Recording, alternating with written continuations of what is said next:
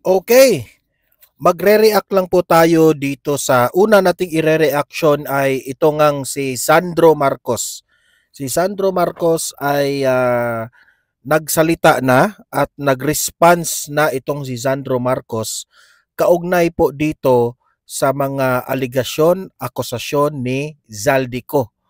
Babasahin po natin ang mga sinasabi ni Sandro Marcos at tayo po'y magre-react dyan. Okay? Hindi natin papalampasin yan. Magre-react po tayo sa mga taong posibleng may ginagawang kalokohan. Mamaya, magre-react tayo dyan. Pangalawa na ating pag-usapan, gaano ba katotoo na itong si dating spokesperson at ni former President Duterte na si Attorney Harry Roque dinampot na raw at hinuli at pabalikin na raw dito sa Pilipinas. Mamaya may ipapakita akong series of videos, okay? Para lilinawin natin kung ano ba talaga ang nangyari kay Attorney Harry Roque doon sa The Hague kasi marami po ang kumakalat na mga fake news patungkol dyan. Okay? So, yun po ang mga pag-uusapan natin ngayong araw na ito. Pero bago ang lahat guys, bago natin ito pag-uusapan, help me po muna na i-like at saka i-share itong ating vlog, no? Para guys, kakalat ito sa taong bayan at marami po ang makaalam sa mga nangyayari ngayon sa mundo ng politika sa Pilipinas. Okay? Paki-like, paki-share na po. At sa mga first time dito sa aking channel, kung ito yung kauna-unahan mong pagbisita sa ating YouTube channel, Don Mar TV, i-consider ninyo na i-subscribe ang channel na ito. Kasi po, ang pag-subscribe ay libre lang, walang bayad yan, no? Pindutin nyo lang yung subscribe na pangalan dyan na nakapula, subscribe at updated ka na sa ating mga balita. Walang bayad yan, okay? So, ito yung nag-trending kahapon na si Zaldico ay sinabi niya na ito raw si Sandro Marcos ay merong pinapa-insert sa kanya sa 2023, 2024 at 2025 na nagkahalaga ng halos umabot na 50 billion pesos. Meaning to say, ito po'y seryosong aligasyon. At meron pong ebidensya na pinakita itong si Zaldico, di ba? Kung maalala nyo, nag-post po siya ng 3 post sa kanyang Facebook page at nandoon po nakalatag ang mga pinapa-insert ni Sandro Marcos na mga projects. Okay? Ito yung mga modus ng mga politiko ngayon eh. Okay? So tingnan lang natin kung i-analyze natin ha kasi hanggat hindi na sabi ng korte na guilty itong mga taong ito, hanggang analyze lang tayo. Okay? Pero baka ito na yung mga pagkakataon na nagbukingan na sila kasi ay ayaw rin ipaandar ko muna yung aking sasakyan para maka-aircon tayo sa loob. Kasi ayaw rin ni Zaldico na siya lang yung itinituro na siya yung corrupt. Siyempre,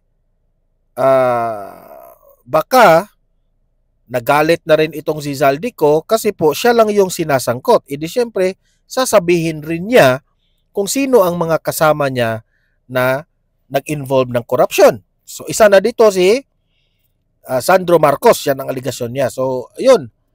Sinabi ko nga sa inyo na yung pinost ni Zaldico, tingnan nyo kung kasali ba ang distrito nyo.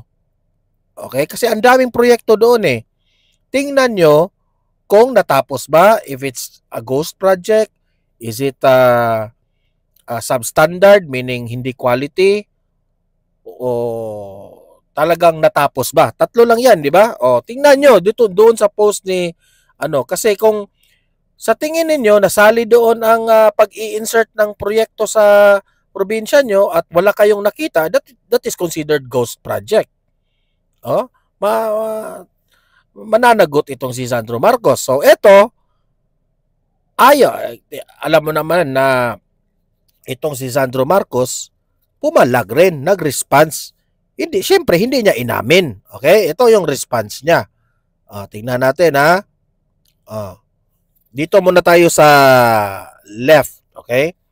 Presidential son and House Majority Leader Sandro Marcos said that former Ako Bicol Representative Elizalde Co is the newly crowned champion of the DDS o Duterte Diehard Supporters Cabal. Biglang naging DDS itong si Zaldico ayon kay Sandro Marcos. Paano maging DDS si Zaldico? Nakaalyado nyo yan. 'Di ba? Ang nag-appoint niyan sa Committee on Appropriation, yung tito mo na si Martin Romualdez. Paano naging DDS yan? Marcos na Marcos yan. 'Di ba? So, Sandro Marcos, sablay ka rito. Hindi nyo na inamin na kaalyado nyo ito kasi binulgar na kayo, binuking na kayo. Nagtatanong lang tayo, ha? Sabi niya dito, not a truth crusader, but a criminal. Criminal raw si Zaldico. But a criminal. Zaldico, the newly crowned champion of DDS Cabal. Tingnan nyo, ha?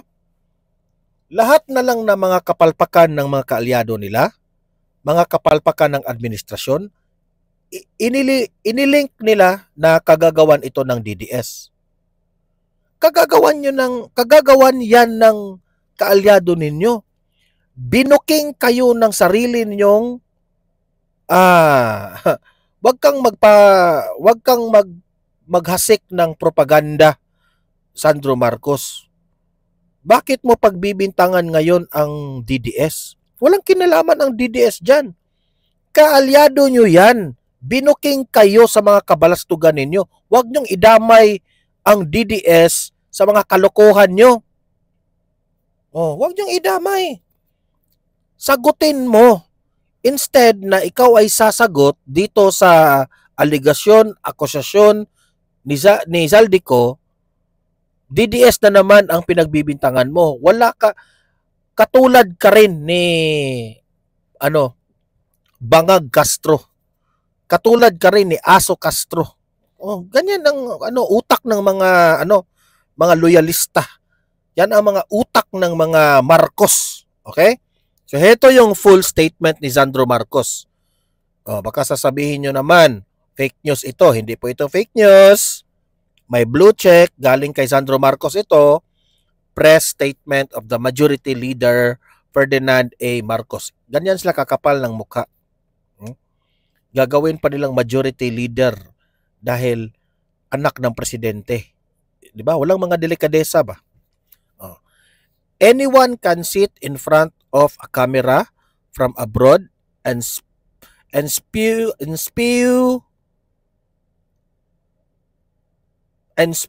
lies. I hope I pronounce it well, ha? The statements from newly crowned champion of DDS Cabal, former Congressman Zaldico, are frankly fantastical as they are false.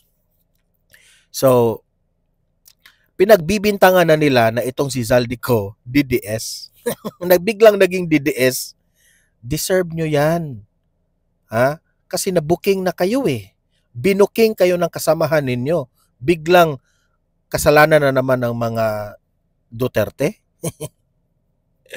Halatang halata, you are one of the example, Sandro Marcos, na nagtuturo because you are caught off guard, nagtuturo ka na ngayon. I hope that the public can be reminded that we are talking of a person with no credibility whose vested interests are to release these videos to destabilize the government. Walang credibility? I think Zaldico has the credibility kasi siya yung makapagsabi. Di ba? Siya yung chairman of the Committee of Chairman of Appropriations. So, that's credible enough, no? O, sino ba si Zaldico? Kasamahan nyo yan eh. So, he is the credible person na mapapaniwalaan namin sa mga kabalastugan ninyo. Di ba? This is someone who our kababayans know to be the architect of this mess, yet continue to insult their intelligence by saying wala siyang nakuha. Actually, yan ang malaking tanong. Kung may nakuha bang pera si Zaldico? Posible. Posibleng may nakuha siya, no? Pero ang paniniwala ko dito 100%, ang hindi lang nagugustuhan ni Zaldico ay siya lang yung tinuturo, 'di ba? Para bang how can be he be confident enough na mangungurakot kung hindi niyo binabackupan yan? Edi syempre, kung kaalyado niya ang presidente, kaalyado niya ang House Speaker, binabackupan siya ng presidente ng Pilipinas, binabackupan siya ng anak ng presidente, di syempre, confident si Zaldico na mangungurakot. Di ba? O, yun ang analysis ko. So, wag mong sabihin na si Zaldico lang ang nagnakaw. Di ba? Evidently, the only path he sees for himself is one where he steers political chaos in the I think may nilaktawan pa siguro ako. This is someone who our kababayans know to be the architect. Ito pala, okay na yan, nabasa ko na pala. Evidently, the only path he sees for himself is one where he steers political chaos in the hope of escaping his own legal troubles. So, ibig sabihin ni Sandro Marcos, pinasa raw ni Zaldico ang kasalanan. Pinasa nila. So, kasalanan ni Zaldico, ipinasa lang ni Sandro Marcos, Martin Romualdez, at ni BBM. Gusto niyang pabagsakin ang kasalukuyang administrasyon para maabsuelto siya sa kanyang mga krimen. Actually, mali ka, Sandro Marcos. Sa tingin ko, nung una, duda ako rito na itong si Zaldico, wala itong plano na isangkot kayo. Walang plano itong si Zaldico na isangkot niya yung presidente at si Martin Romualdez. Pero wala siyang option eh. Ang naririnig niya sa media ay binabagit kasi ni BBM na Zaldico, umuwi ka na. At si Martin Romualdez naman, ang sabi ni Zaldico, wag dyan ka na lang. Kami nang bahala sa iyo. Pero wala siyang nakuha na assurance ba si Zaldico na tutulungan siya ng administrasyon o tutulungan siya ni Martin Romualdez. Wala siyang assurance eh. Akala siguro ni Zaldico na tayo yung nagnakaw nito, kayo yung bahala sa akin kasi nagsakripisyo rin ako.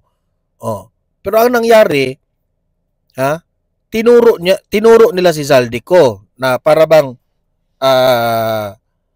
parang si Zaldico ang nagnakaw, ganun. Wala kasing aksyon, 'di ba? Nung una, hesitant pa yung administrasyon na pauwiin si Zaldico, 'di ba? Kasi para naman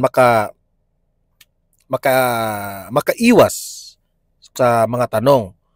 Pero sa tingin siguro ni Zaldico, parang trinahidor na ako, parang hindi na ako tinutulungan nila, parang pinabayaan na ako. Wala nang magawa si Zaldico. Sinangkot na kayo.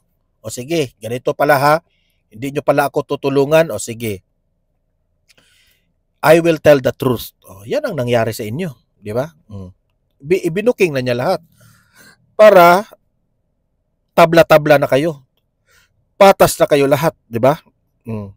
In fact, the intel suggests he already struck a deal with those who stand to benefit from such change. Congress is a collegial body and decisions are made through a process of election. Ito yung paliwanag ni Zaldico, ni Sandro Marcos na mali yung sinabi ni Zaldico na hindi siya sangkot dito. Zaldico was removed as appropriations chairman because members caught wind of his insatiable greed and corruption. Corrupt na raw si Zaldico. Bakit ngayon lang nyo ito sinabi? Bakit nung tinanggal nyo si Zaldico, hindi nyo sinabi ito? Bakit ngayon lang? Kasi sinasangkot na kayo? Di ba? Not because of the whim of any individual. The sagasa that he orchestrated in certain districts such as Bulacan and other municipalities speaks for themselves. Yan ang sabi ni Sandro Marcos. Kamuna kasi yung aircon natin sobrang lamig. Sa aking mga kababayan, si Zaldico ay hindi po isang journalist o truth crusader. Siya po ay isang kriminal na umiiwas sa hustisya. O bakit ngayon mo lang sinabi na kriminal siya? Bakit ngayon lang? Kasi binanggit na yung pangalan mo? 'Di ba? Bakit ngayon lang? Noong si Zaldico ay naniniwala kayong nangungurakot siya, nung hindi pa pumutok itong flood control, nung hindi pa sinabi ng tatay mo na mahiya-hiya naman kayo, sabat sinabi mo na ito? Bakit ngayon mo lang ito sinabi na alam mo pala lahat yan noon pa? 'Di ba? May kasalanan rin kayo. Bakit ngayon? Alam mo palang kriminal siya, nagnakaw siya noon pero hindi nyo binulgar. Ngayon lang ninyo binulgar kasi dinamay na kayo. Nako. Sa aking mga kababayan, si Zaldico ay hindi po isang journalist. Siya po ay isang kriminal na umiiwas sa hustisya. Huwag po tayong magpabudol sa kanya. Actually, hindi naman kami nagpabudol sa kanya. No? Pero halatang halata na si Zaldico, nagsasabi lang siya ng totoo kung ano talaga yung nangyari. Kasi, he has no other option. Kasi ayaw niyang aakuhin lahat ng kasalanan. That's unfair sa kanyang part. Dapat managot rin ang mga kasama niya dito. And that, yan, binanggit na kayo. Di ba? Kayo nang humusga dito sa mga sa mga audience ko dito sa Don Mar TV. Naniniwala ba kayo na tama ang sinabi ni Zaldico o maniniwala kayo kay Sandro Marcos na nagsisinungaling itong si Zaldico? Di ba? Anong purpose ni Zaldico para idamay kayo? Di ba? Hindi naman kayo nag-away. Siguro dinamay kayo kasi ayaw niya lang na siya yung masasangkot. Di ba? Meron talaga kayong ginawa. Di ba? Ito naman yung balita ni Attorney Harry Roque. Ito yung pumutok na balita na dinampot na raw itong si Attorney Harry Roque. Pero ipapakita rin natin yung katotohanan dyan. Play.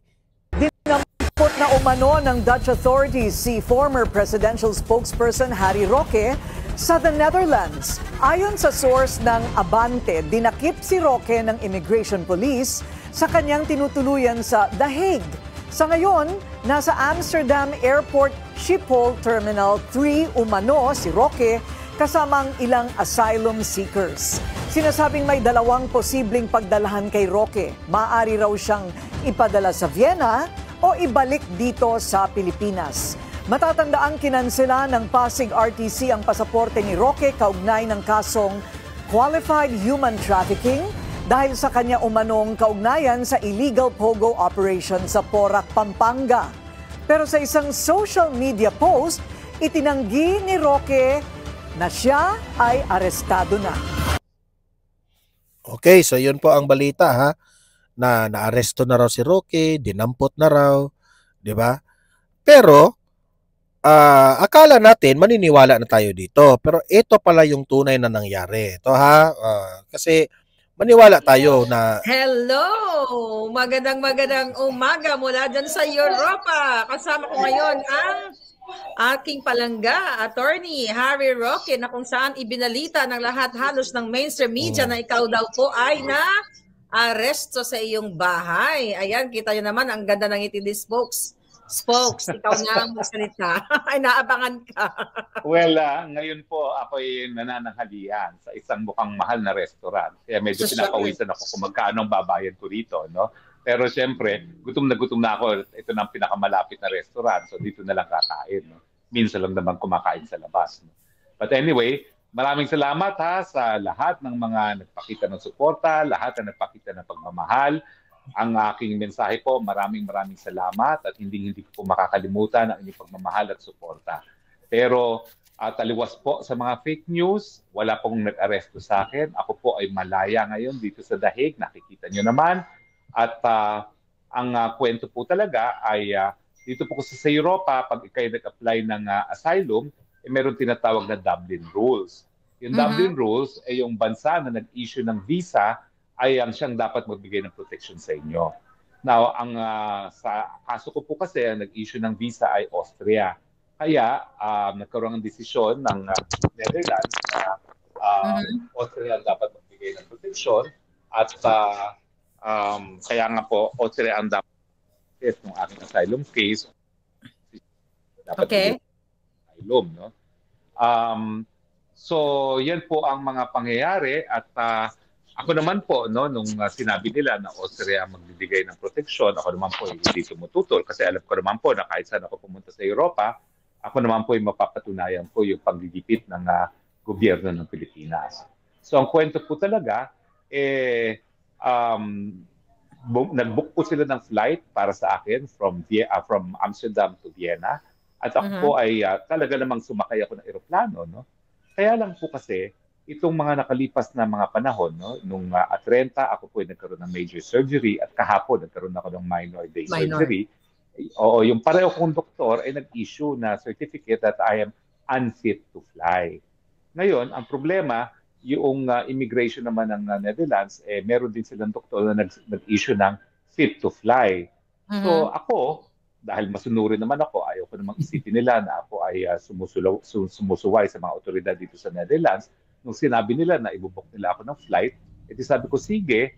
So, nag-alsabalutan na ako, sinarado ko na yung aking apartment, at tuwan-tuwa pa nga ako na ang dami kong extra luggage na binayaran ng gobyerno ng Netherlands. Sabi ko, wow, siguro mga 2,000 euros ang natipid ko dito dahil sila nagbayad lahat ng aking luggage. Euro mo, in Europe lang to, dalawang tagko 23 kilos, pero sa totoo lang, tagsi 50 kilo ata yung dala ko. Tapos meron pa akong pangatlong check-in luggage, isang 4 na hand carry, no? Sabi ko, nakabar na nakakita ng ganitong kadami na nalibre ako, no? Pero nung ako'y nakasakay na sa eroplano, alam kasi ng airline, no, being a commercial airline, na meron akong tinatawag na medical passport. So, nung nakita nila ang medical passport ko, na meron akong certificate that I'm unfit to fly, ayun na, no, biglang naantala na yung paglipat ng eroplano at kinailangan linawin ng kapitan kung talaga ako'y pumapayag na lumipad. So, nung napitan ako at tinanong ako na talaga ka bang lilipad, sabi ko, I thought I had no choice. Akala ko talaga, nililipad na ako ng Dutch government. So, sino pa naman ako para tumanggi? Eh, laki-laki na ng utang na loob ko sa Netherlands. 2 beses na ako inoperahan, no? Bakit ko naman sila susuwayin pa, no? 2 beses na Not fit to fly siya, ha? Nila. Sabi ko, doon naman ako sa Austria, makikinabang ng Universal Healthcare. Pero, tinanong ako, ikaw ba ay talagang gusto mong lumipad? Sabi ko, siyempre hindi. Kasi sabi ng 2 doktor na nag-opera sa akin, hindi ako dapat lumipad. O, di nung sinabi ko yung gano'n, sinabi naman nung taga-immigration ata yun, hindi ko alam kung sino yun, baka airport police, but we have a certificate na ikaw ay fit to fly. Sabi ko, alam ko yan, 2 yung doktor na nag-certify, pero ginawa lang nila sa akin, kinuha nila ang blood pressure ko at saka yung oxygen ko. Samantalang mga doktor na nag-issue sa akin ng mga medical certificate, pinipilit. Mga doktor na nag-opera sa akin. No? So anyways, to cut a long story short, pinababa ako dahil in the end, of course, yung paniniwala ko talaga is what prevails. No, sinong paniniwala ko is sarili ko. Baka may mangyari sa kanya, di ba? O yung doktor na kinuhanan lang ako ng blood pressure at ng oxygen. So, hindi po ako natuloy sa flight sa Vienna. Dinisembark po ako. At buti na lang yung mga nagmamahal sa akin, mga Pilipino na mga taga-Hague, ay hindi pa ako iniwan sa airport at nagsasama-sama kami ngayon at magtatanghalian na.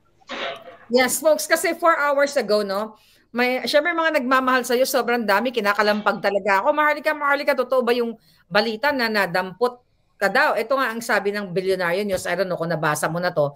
Sabi dito, former presidential spokesperson Harry Roque has been arrested at a residence and is now being held at Schiphol Airport in Amsterdam, Netherlands, according to a source. So ang question ko, ang ano ko sa'yo, wala man lang pa question mark, di ba? Parang confirm na confirm.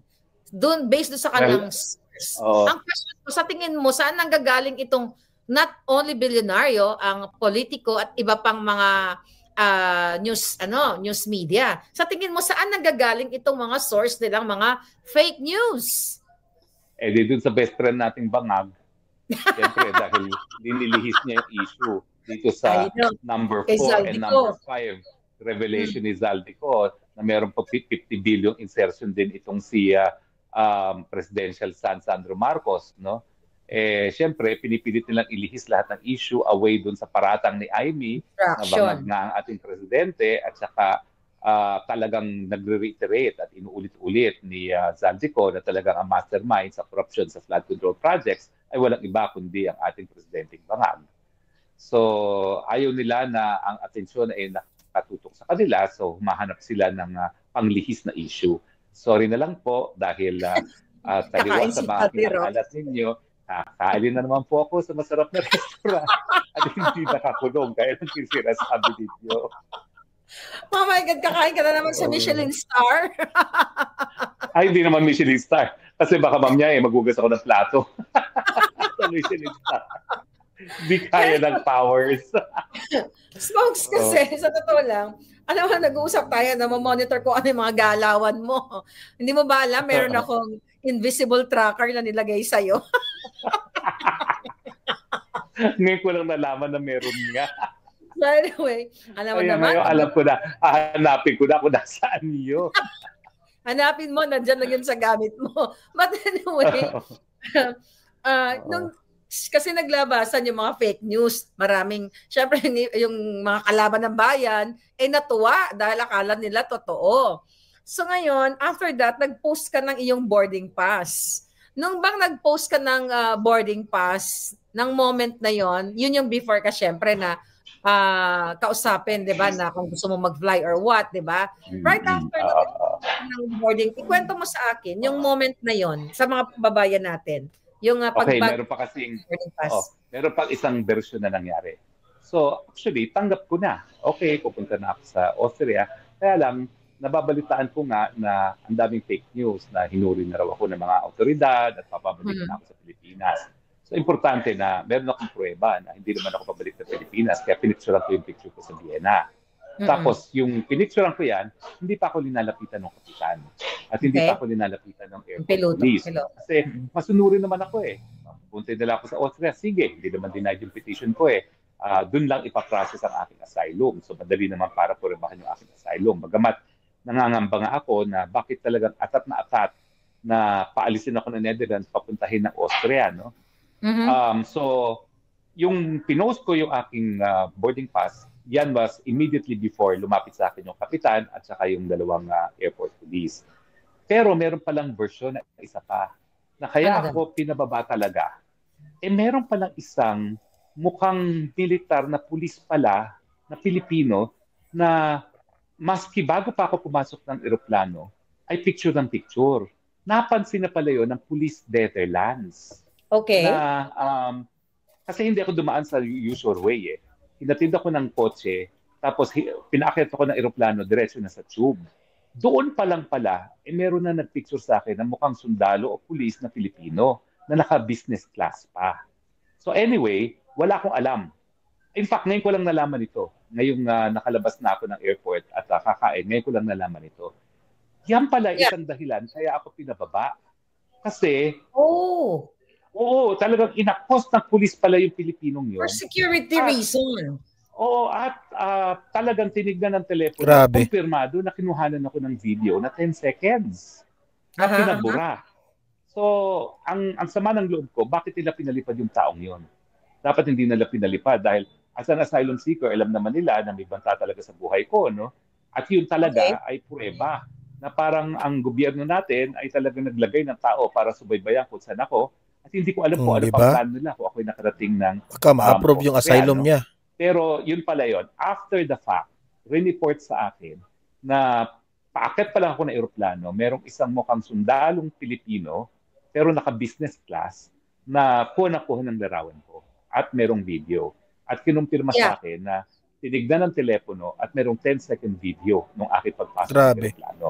Eh ako naman, iniisip ko naman, baka meron lang yun. No? Pero ang description is military looking na Pilipino. No? Well, anyway, yung Actually, Pilipinong yun, hindi Nakakatakot bumaba ng naman yan. aeroplano, tumuloy. No. Kaya pala, inabangan nila kung bababa rin yung Pilipinong yon. Kasi nagtataka ako, bakit sabi ko, ba't ang tagal? Pinababa na ako, ang tagal ng mga pulis. Yung pala, inaabangan nila kung bababa rin yung Pilipinong yon. Hindi naman bubaba. alam mo, Spokes, actually, nung nag-usap tayo kanina, di ba, dapat i-air kita, naka-live ako. Tapos, yun yung inano ka na, in-offload ka na, di ba? So, mayroon talaga tayong kababayan na nakasabay mo dyan sa aeroplano. Meron talaga. Ito, At may hindi video ko siyang alam. sinend sa akin. Oo. So, Hindi ko alam kung isa yan sa dahilan kaya pinababa na ako ng Dutch okay. police. Ito no? muna. Hold Kasi nga, your breath muna. Oo, Sabi dito, oo. ito sabi ng kababayan natin, kasi sabi niya, nakasabay ko si Spokes dito sa aeroplano. Ang sabi niya dito, sabi ko, okay, sabi ko, nakita mo ba si Spokes? Sabi niya, oo. So nag-send sa akin ng video. Sabi niya, meron kasi ditong parang police na Pilipino na kanina pa nagmamasid. Sabi niya, I think kaya pinababa si Spokes Harry Roque kasi na-detect. Ito, eksakto, ito, ito na-detect. Oo so nga ito, tapos sinend niya Oo sa nga akin. Spokes, sinend niya sa akin yung video mo na palabas sa aeroplano. Hindi ko lang pwede ipakita yung video kasi makikita yung mukha niya. So, I think pareho tayo ng, ang dami kasi nagmamahal sa'yo. May nakasabay ka mga Pilipino doon. So, ikwento, anong... Nakarating sa akin to na ako naman, wala kamalay-malay. Grabe. Kasi ako masunurin eh.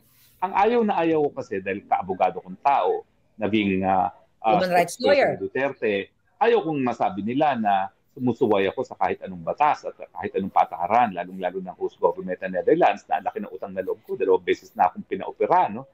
So, ako naman, tanggap ko, di punta ng Austria.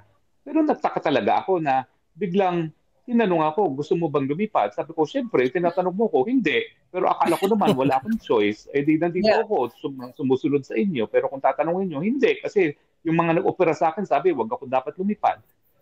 Pero yung nga, nagtataka ako, bakit biglang iba yung isip ng mga Dutch police.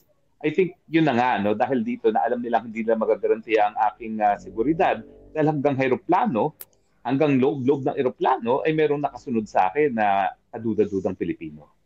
At ang sabi sa akin, parang gusto din yata bumaba nung ano na yon, yung police na yon, yung yan na nga. Ito, yan yung inaantay siguro ng mga police Dutch. Kaya sabi ko, ba't kaya ang tagal nito? Alam ko matagal kasi gutom na ako eh. Sabi ko, tagal naman ito, ba't ayaw pa nitong bumaba, no? Kasi ano yan eh, 3 silang police, 2 bumaba, yung isa na iwan. Tapos sabi ko, bakit kaya, ano kaya inaantay nito? Yung pala, inaabangan nila kung bababa rin yung Pilipinong yun. Hindi naman bumaba. Hindi naman bumaba. So pupunta na ng Austria, baka, nasa Austria. Siya napunta na Austria. Oo. So, ngayon, itong mga, ang gusto kong, tanong sa'yo, anong masasabi mo sa media na hindi sila nagbe-verify, kaya talagang maano sila, matag sila talagang sila ang purveyor of fake news. Na without any confirmation, wala man lang question mark na totoo bang naaresto si Harry. Talagang confirm yung kanilang balita. Well, unang-una, hindi po ako na-aresto. Voluntaryo po yung pagsama ko. Kasi nga masunurin ako. Kaya lang, nung tinanong ako, gusto mo bang lumipad? Siyempre, hindi. Meron akong 2 medical certificate unfit to fly. Kaya lang, akala ko wala akong choice. So, nung tinanong ako, siyempre hindi. Pinababa ako kaagad. So, wala pong arestuhan. Pangalawa po, buong buhay ko po, inalay ko na dun sa karapatan ng malayang pananalita at malayang pamamahayag. Dahil naniniwala po talaga ako sa importansya nito mga karapatan nito sa demokrasya. Dahil wala namang kahit sino na may monopolya sa solusyon ng mga problema natin sa malayang pananalita at pamamahayag, mahahanap natin siguro solusyon dyan. Pero sana, hinihingi ko sa ating mga kapatid sa media, at halos, ang dami-dami ko naman naging kliyente dyan sa media na yan. Na kapag sila nadidemanda ng libel, pag sila sinusupil ng mga matataas na tao, akong tagapagtanggol sa kanila, sana naman, with the freedom comes responsibilities. Maging, naman sila, responsable sa pagbabalita. At kung walang kumpirmasyon, sana wag mo na ibalita. Spokes, kasi nagkaroon ng balita din na talagang na-cancel na raw talaga yung passport mo. Totoo ba? May nakarating bang notice sa mga law firm mo sa Pilipinas o sa address mo na merong letter for your passport cancellation? Kasi puro media news lang, wala yung actual ng cancellation of your passport. Nakita ko na po yung order ng korte na kinakansela ang passport ko. Pero kagahapon naman, ako'y nag-spokes hour at in-explain ko na meron pa yung motion for reconsideration yan. So hindi pa po yan final. At ang dahilan ng hukuman, maski hindi daw ako tumakas matapos masampa ang criminal information laban sa akin, no? Kinakailangan ako'y harapin nung nalaman ko na may kaso na. Ang sabi ng korte, unjustifiable daw yung refusal ko to be within the jurisdiction of the court. So ang sabi ko naman kahapon ay meron pa pong motion for reconsideration yan. At sa aking motion for reconsideration, ang ididiin ko, ako'y wala sa Pilipinas dahil ako na ginigipit at karapatan ko sa ilalim ng karapatan ng tao. Ayan, so malinaw yun ha, guys. Baka hanggang dyan lang siguro yung video. So malinaw na si Attorney Harry Roque pinababa ng eroplano kasi may taong parang military o police ba yun na picture sa kanya.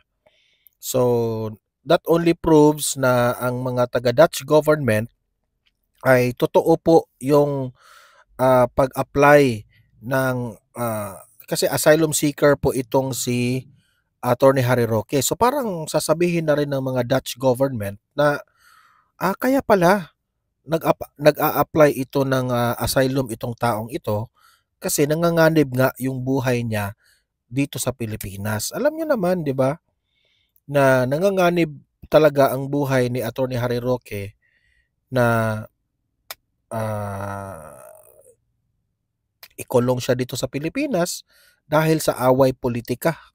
Yan naman talaga ang totoo, 'di ba?